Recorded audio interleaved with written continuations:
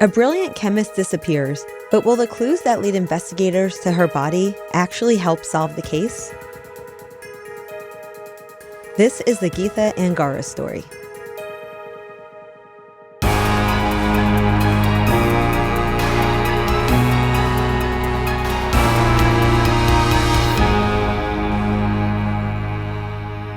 Ooh, that's a hell of an opener, Amy. It is. I'm assuming you've never heard of this case because I've never heard of it. No. And if you've never heard of it, then how did you find it? A listener suggestion? Yes. And I will tell you it is another New Jersey case, but I promise this will be my last one for a while because it had me thinking maybe we just start another podcast that only focuses on Jersey cases.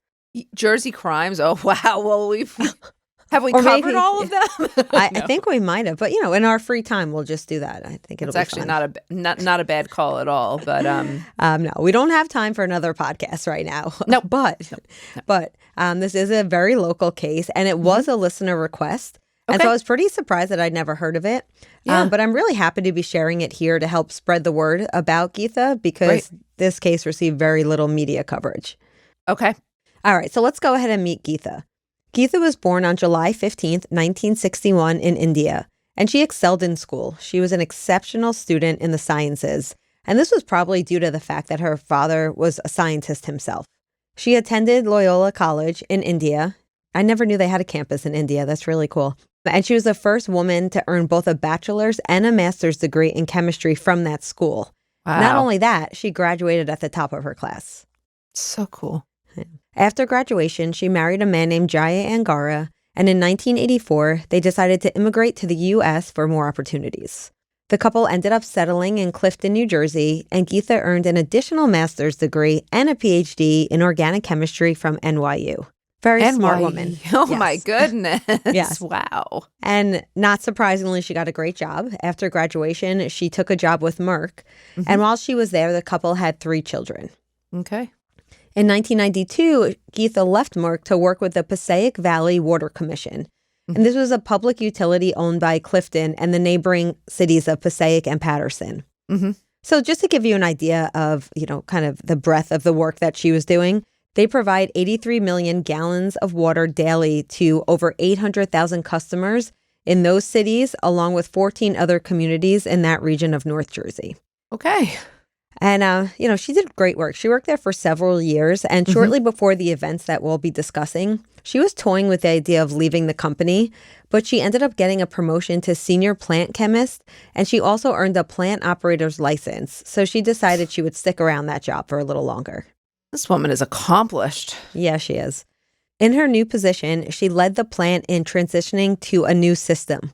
She was very proud of her work on this project, but her husband, Geetha, later said that some of her coworkers resented Geetha for her promotion and for the new purification process that she was in charge of bringing in. It maybe didn't help that she wasn't much of a socializer at work. She did have a few close friends that she worked with, but she preferred to concentrate on her job while she was on the clock. And she was a very involved mother of her 3 children. So after work, she would usually hurry home to help get them to their activities. So you said she transitioned them to a new system. I'm assuming this was like an upgrade. Absolutely. Like she led like leading a big upgrade in their system. Okay. And probably not surprising given all of her accomplishments, Geetha was described as highly organized, punctual, perfectionistic, and family-focused. Also around the time of these events, the Angara family, which included their 16-year-old, 12-year-old, and 10-year-old, no longer lived in Clifton. They had moved to Homedale, New Jersey. You know where Homedale is. We've been to Homedale many times when you visit. It's right near you. It's the town next door. I could easily run there. Yep. Now, Homedale is known for a very strong school district, so it makes sense to me that they would move there. I don't know much about Clifton. I'm sure their schools are fine as well, but... Is Clifton in Bergen County? Do you know? I believe it is, yeah. Yeah, okay. But she would continue commuting for her work. So she had about an hour commute. And I could tell you that's not a fun commute to go from this area north, but she did it. Yep. We both know about those commutes. And I do it too. Yes. Yeah. But she would get to work pretty early. Actually, on the morning of February 8th, 2005, she got to work around 7:30 a.m. And many say that was her normal arrival time. That's kind of like you, too. You used to always get there super early. I used to. Yeah. Well, yeah. Because I taught an earlier class. Now I teach later. But yes, you're right. That was my normal time as well. Mhm. Yeah. So around 9:45 a.m. on that day, she had a breakfast break with coworkers. Now, at this break, one of her subordinates had let her know that the plant's filters and clarity sensors needed to be calibrated. Okay. And this was also later supported by plant records. Mm-hmm. Geetha and her colleagues left for another building shortly before 10 a.m., before Geetha returned to her office at 10:30. Mm-hmm. She was seen around this time carrying a clipboard, a glass beaker, and a two-way radio, and she had left a sandwich on her desk before leaving again. This would be the last time that anyone saw her. Wait, inside the plant during her regular job hours? Oh, I didn't realize that was coming. Okay. Yeah, I'll tell you, she never returned to her desk, and more ominously, she never went home either. 6 p.m. came and went without any word from his wife, and Jaya was concerned. He contacted the plant to ask if his wife was still there. But unfortunately, her coworkers confirmed that they had not seen her leave, and more importantly, her car was still parked in the employee lot. Remind me again what year this was? 2005. Okay. I know why you're asking. Mm-hmm. Once Jaya heard of his wife's car still being there, he immediately got worried, and he called the police to report Geetha missing. Mm-hmm. A massive search of the facility was also conducted around this time. From what I understand, at the same time, internally, there were people kind of looking around the facility as well, like before investigators got there. Now, investigators would find Geetha's radio and clipboard inside one of the water tanks. Oh, no. Well, it gets worse because they also discovered one of the 4-foot wide, 50-pound aluminum floor panels, and this would open into one of the water tanks. It was slightly ajar. Now, I just want you to picture this. Again, it was 4 feet wide, 50 pounds, aluminum door, and it opened onto the 1,000,000-gallon tanks that were slightly ajar. And there were usually 12 screws that held the panel in place, and some were missing and others were broken. Oh, no. I don't know what broken actually means. I'm not sure how you can break a screw, but that was the wording that was in all the reports I read. Okay. In addition, there was a broken glass beaker nearby. I mean, nobody wanted this to be true, of course, but there was a very high probability that Geetha had drowned in one of the water tanks. So divers and recovery crews were brought in to search the many water tanks that were on site. Did they find her? Well, unfortunately, they did. It would take all night, but on the morning of February 9th, Geetha's body was discovered in a 20 million gallon tank of treated water. Now, this water was ready to go to the public system. Oh, my goodness. And just a side note, before refilling the tanks and restoring service, the commission issued a boil water order to customers as a precaution. And this precaution was lifted at the end of the following day. Now, have you ever gotten one of these? We get them all the time. Yeah, have you? And I do as well. Did you ever think it could possibly be due to a dead body found in the water supply? No, of course that No. would never occur. But I will tell you now it's going to. Yes. So I'm under the impression that whether the water is grossly contaminated by a corpse or whether the chlorine levels are off, it seems like the same messaging goes out. So I don't know. If I get one of those messages, I might not boil the water. I might just go bottled. But Either way, you're going to take precautions, I think, is Yes. yeah. So when they found Geetha, she was about 35 feet below the surface. She was fully clothed in her work attire and still wearing her lab ID badge. Okay. Now, perhaps coincidence, perhaps not, an alarm system that would usually have gone off when it detected significant water displacement that was not functioning that day. And there were no cameras, which seems kind of strange given the type of facility. Yeah. There were also no lights, really. The tank was unlit. There was no ladder that would have allowed her to climb up the 5 feet between the water surface and the basement floor. I mean, the water itself filled the tank to a depth of 35 feet, essentially leaving no place to stand. So if you fall in, there's really no way of getting out unless somebody can hear you or see you. But nobody heard anything. Nobody heard screams. Nobody heard any sort of scuffle. In addition, the water temperature was around 36 degrees Fahrenheit. So, not only are we talking about, water that you wouldn't be able to get out of, it's also very cold, and that would make recovery efforts even more difficult. I'm assuming you're going to discuss what makes this a possible crime as opposed to a really unfortunate accident. Yes, and I agree. Up to this point, we see this Okay. panel open. Yeah. I think the quick assumption would be that maybe she fell through the panel Right. accidentally. Why the panel was open, maybe that was negligence. Who knows? However, once they recovered her body, this is when things started to change because they noted bruises on her neck that were consistent with strangulation. They also noted bruises on her waist and elbows that was consistent with a struggle or force. Oh. Or being dragged maybe too around her waist. Maybe, but recall her Ankles. body had been immersed in the water for over 24 hours, so this would make it very difficult to find forensic evidence. Right. There was also heavy chlorination in the water, which would eliminate any DNA or fingerprints that somebody may have left on her or her clothing. Yeah. And then remember those glass fragments from the beaker that were found on the floor? Yes. Those had been disposed of. Not sure if it was by an employee or an investigator, but they weren't able to retrieve it for some reason, so that couldn't be checked for prints. That's a missed opportunity. Now it was time to answer the unfortunate and difficult question. Was she deceased before she went into the tank? Okay, so I'm just going to assume that they can tell if she was dead before the water because they can test to see if there was water in her lungs. So is that what they did? That's exactly right. And the Emmy reported her cause of death as drowning and that she was in fact alive when she entered the water. Okay, which doesn't mean, that could still mean that she was... Accident, yes. Oh, I know. I was going to say that she was brutalized in some way, strangled. Oh, Someone yes. maybe thought that they killed her, but she was still alive. Yes, it doesn't really give us all of the information, but it's getting us closer, hopefully.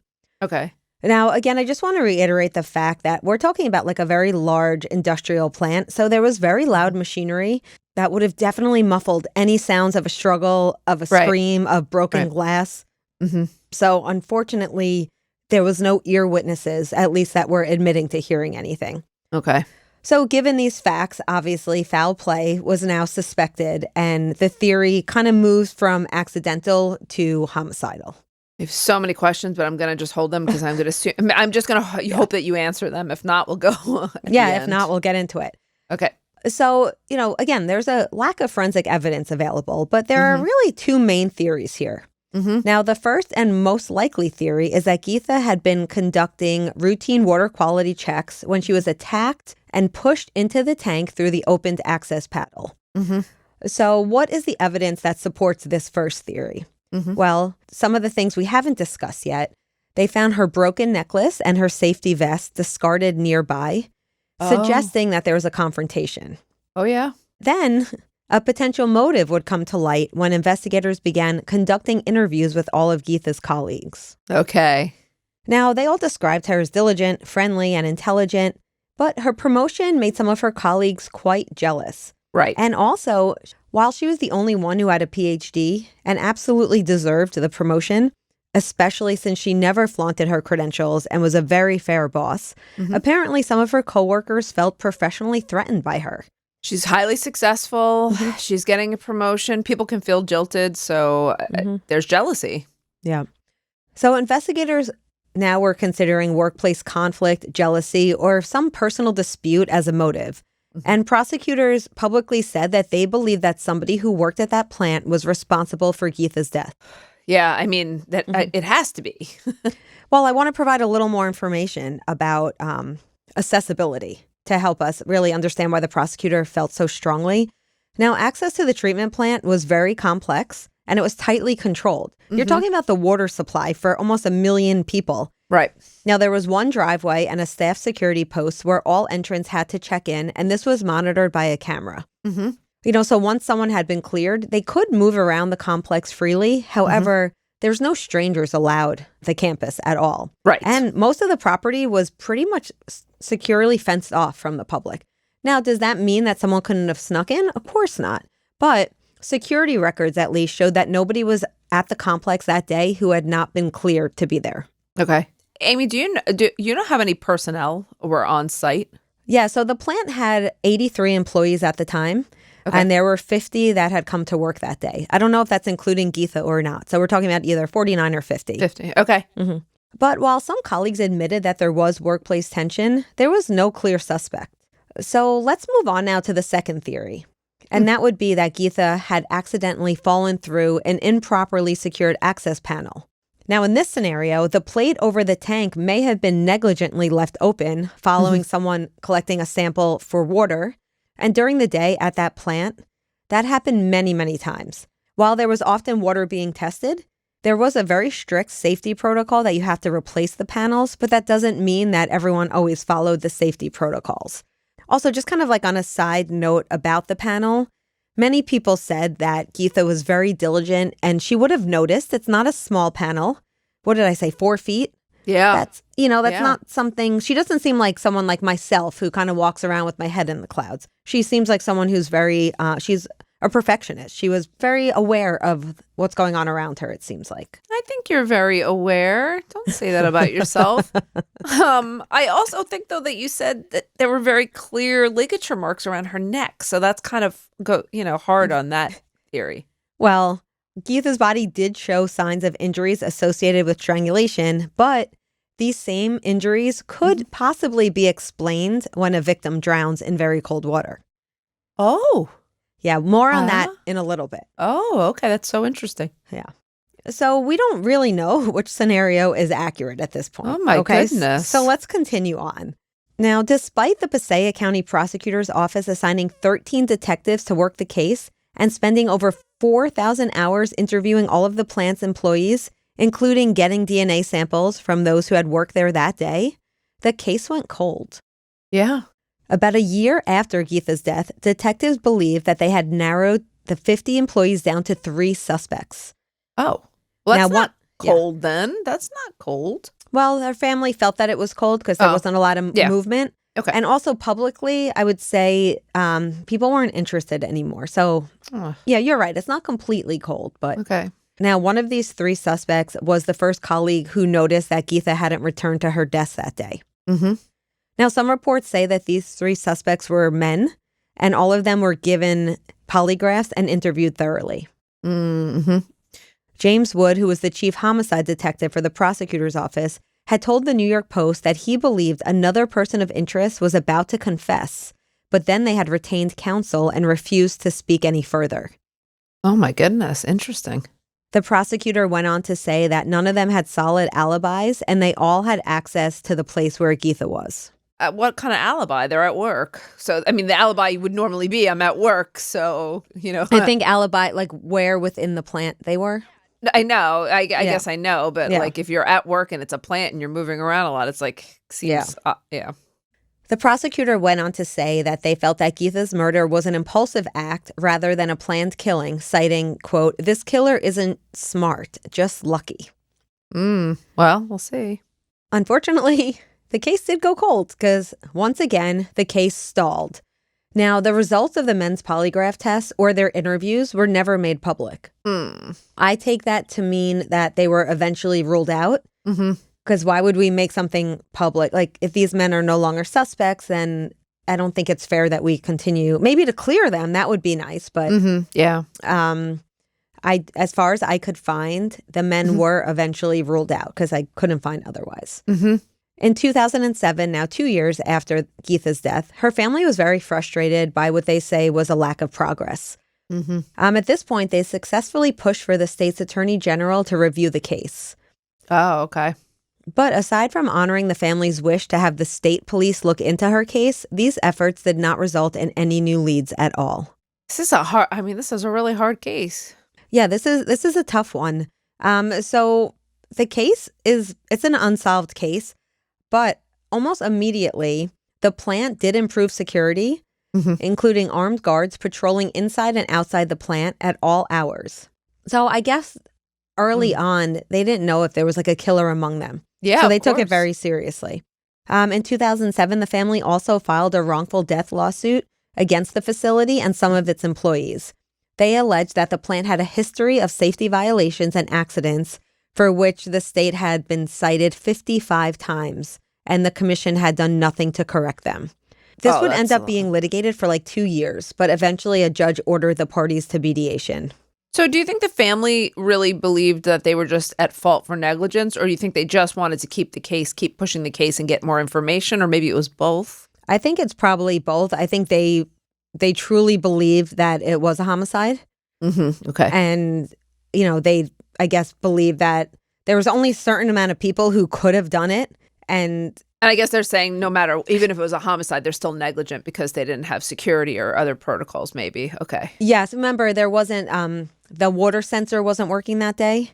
Right. There wasn't surveillance cameras. The area was dimly lit. So there's a few issues. Okay. All right. Yeah. Thank you. 10 years after the killing, the Angara family had lobbied a state senator to support their call for another state-level review, as police suggested that they might have been mistaken about those 3 suspects that they looked into earlier.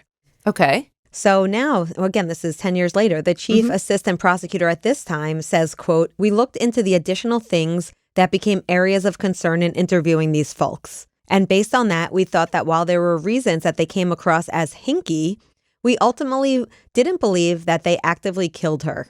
Can we pause for a minute? This word hinky, do you remember what case? I never hear that word. I think it's a strange word, especially to use when we're talking about these cases. But do you recall what case that just came up in recently? No, what case? It wasn't that recent, actually.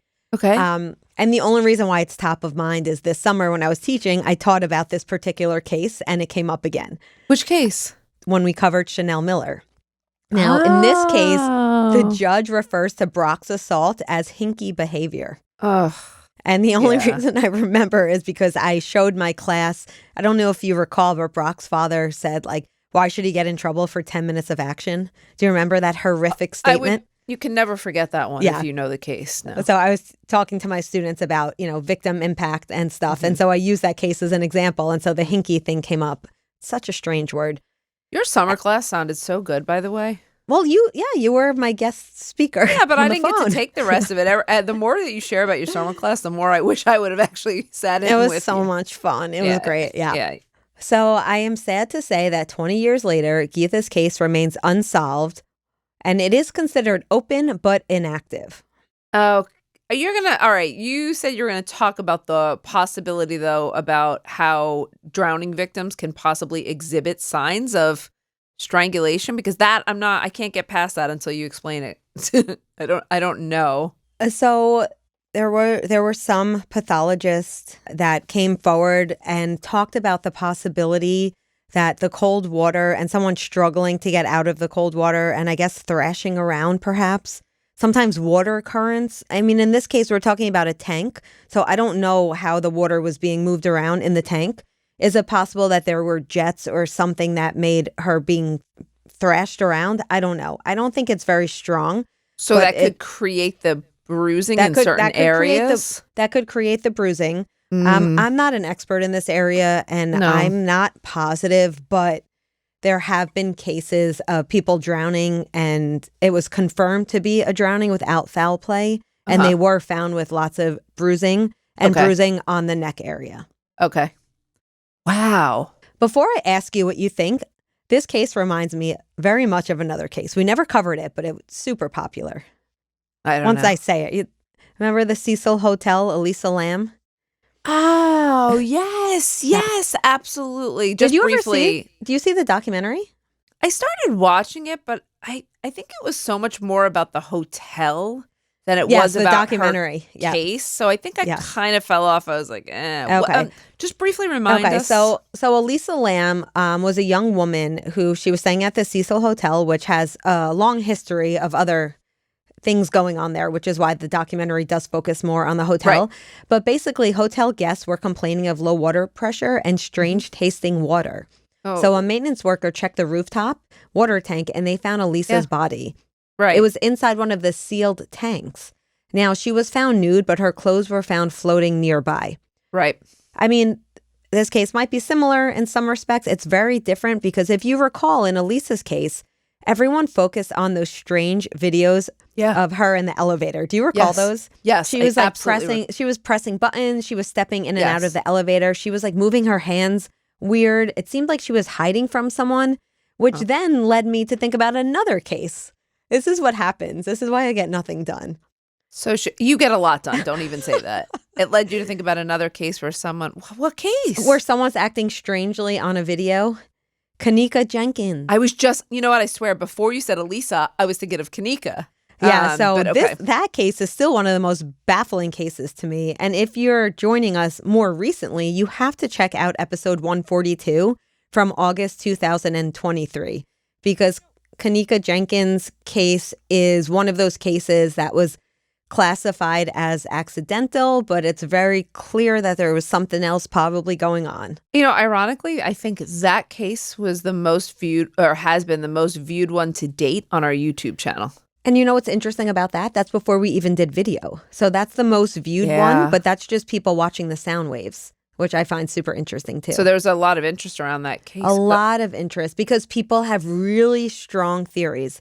There's people on each side, and you'll see since it's our most viewed, it's also our most commented on. Okay. And people get very unhappy because people have very strong views about what Yes. they feel happened to Yes. Kanika. Either way, check it out and let us know what you think. Yeah. There's another case that comes to mind too, and then I'm going to stop because we could keep going. Okay. All right. But we've covered so many cases where there's a question of, is this an accidental death or is this a murder? Now, sometimes we see a third option is this a suicide? Like in Ellen Ray Greenberg's case. That couldn't have been an accident, but that one was suicide or murder. But remember Phoebe Hansjunk? Yes. That was that was another shocking case that was looked at. Was this accidental or was this murder? Wasn't that also Tamala Horsford? Yes. Gosh, there's so many. Yeah, no, there's That was no an exclusive shortage. episode, though, the Tamala Okay. Horsford. But Okay. yeah, that was another one where, and then there was Rebecca Zahow. There's so many of them. Yeah. In this case, the idea was presented for a minute. Did she go into that tank purposefully? Was she trying to harm herself? But that was quickly ruled out. I think it's clear why. I think, I can understand why that was ruled out even without maybe having all the information. I can see probably why this is between murder or accident. Wow. So what do you think? So, like, given what I told you so far, where do you lean? Where did you say her neck? You said her necklace and something else were found. Her necklace and safety vest. Were found where? Right outside of like where that panel was, where the beaker was broken. So in the area of where she went into the tank. Oh, okay. So you know what? At first, I think I thought it was further away, but it was in the vicinity. Oh, geez, Amy. Listen, I can't tell you how many feet, but it was definitely in the area. I think we both know I usually have an opinion, and I usually feel like I think this is what it was. I can honestly say I have no idea. Really? Which I really, really don't. I feel completely perplexed by this case because, I don't know. The injuries maybe tell me to lean more towards a homicide. However, I really don't know. What do you think? So I lean towards homicide because I think it's possible that somebody didn't put the panel back, right? That it was negligent. Yeah. And it's possible that as she was falling, she dropped her beaker. Maybe as she was grabbing to save herself, she ripped off her necklace. How does the vest come off? I don't know. It seems No, either. Yeah.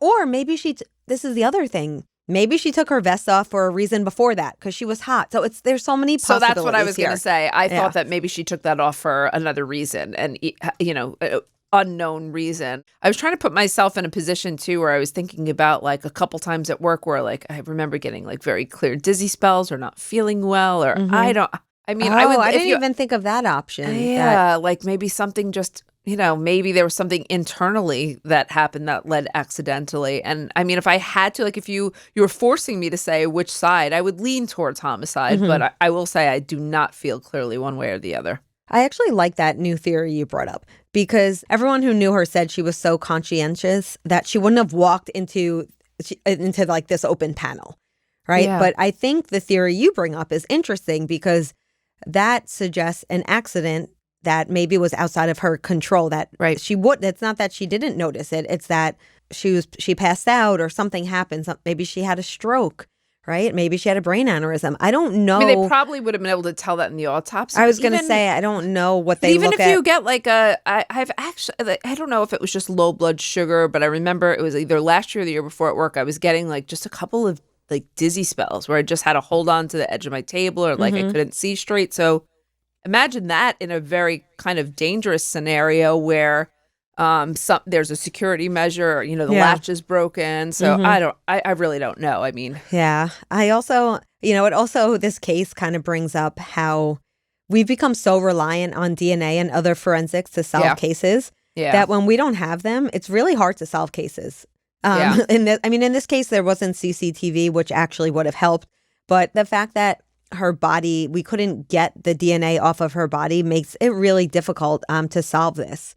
I mean, her body was in chlorinated water and for what you said, 24 hours. Almost 24 hours, yeah.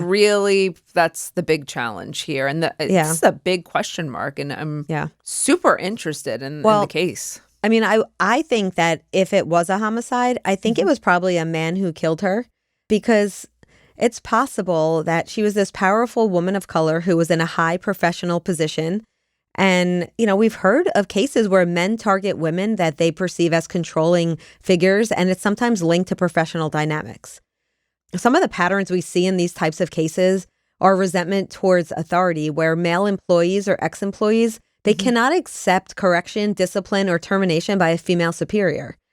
So it's possible, and she had many men who worked underneath her. So it's possible that there was, a colleague who was upset with her over the promotion or something like that. Well, I think that's a possibility, but I think that's certainly probably a motive at the workplace. But I think on the more practical side, strangling is usually a man's method of murder. It's very rarely a woman's method. That's true. So practically, if she was strangled, I would say it's likely a man. Yeah, so I would wonder, if she was strangled by a man, there would probably these like power and control dynamics, right? Because gender expectations can intensify these conflicts. Plus, on top of that, you have a stressful work environment. This is a high pressure job. I would assume there's like strict hierarchies within the workplace in a job like this.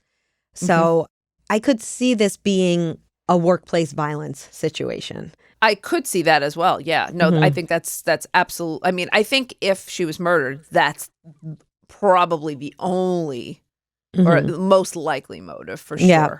Unfortunately, this is where we are today with this case. Of course, if there's any movement in the case at all, we will be sure to let you all know.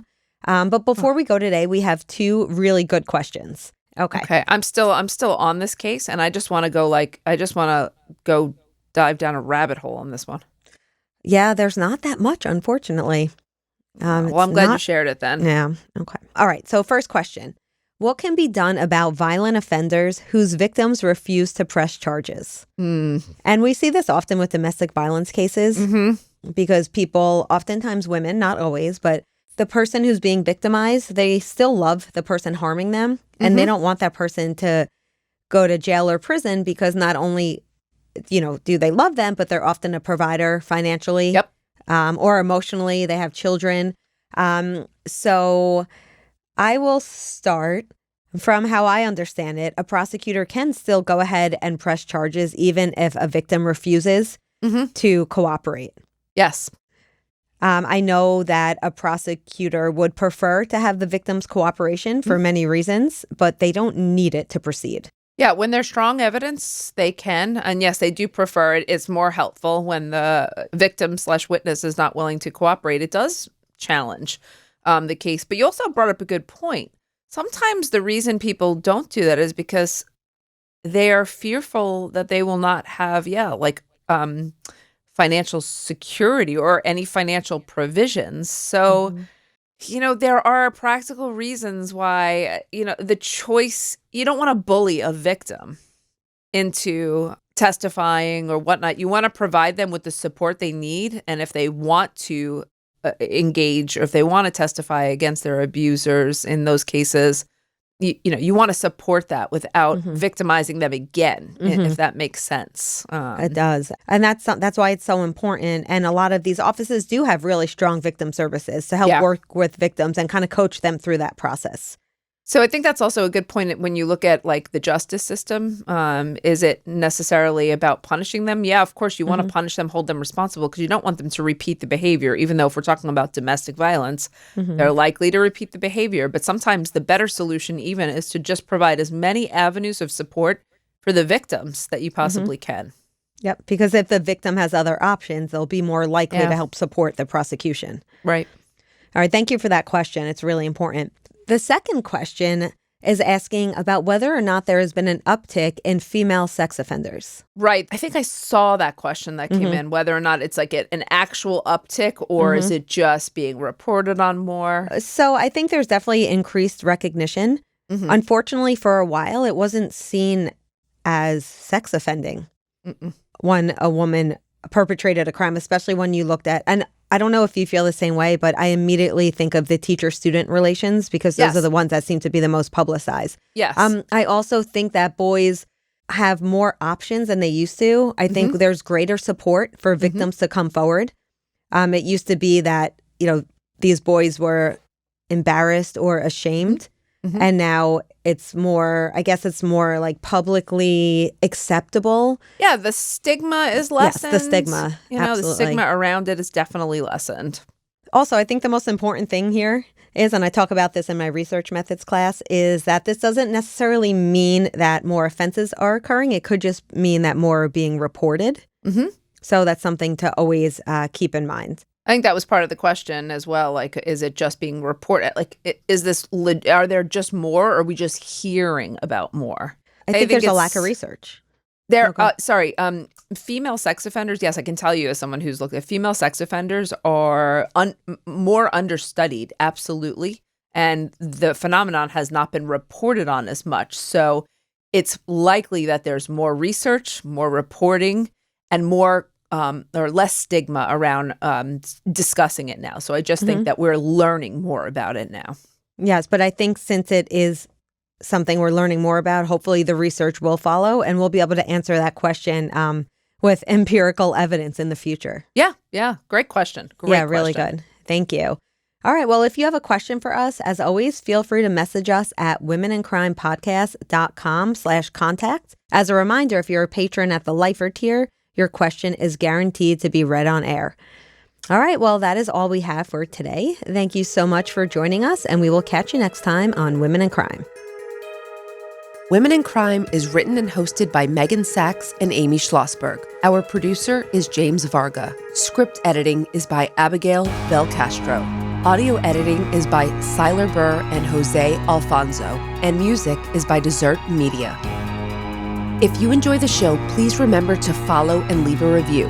You can also support the show through Patreon, where you can get access to additional ad-free content such as exclusive full-length episodes, lectures, a book club, and virtual happy hours with Meghan and Amy. For more information, visit patreon.com/womenandcrime.